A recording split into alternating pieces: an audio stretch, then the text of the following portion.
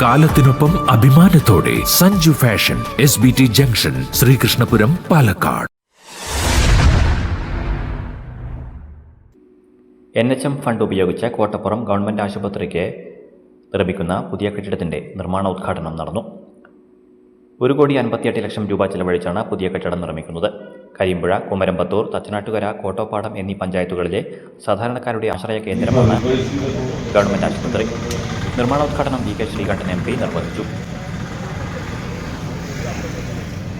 1,53,00,000 രൂപ വകയിരുത്തിയ NHMന്റെ പദ്ധതിയാണ് കോട്ടപ്പുറം ആശുപത്രിക്ക് പുതിയൊരു കെട്ടിടം സൗകര്യങ്ങളും എന്നുള്ളത്.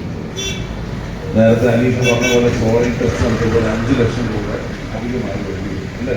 ഇല്ലല്ലേ? 5 ലക്ഷം രൂപ അധികമായി വേണ്ടി.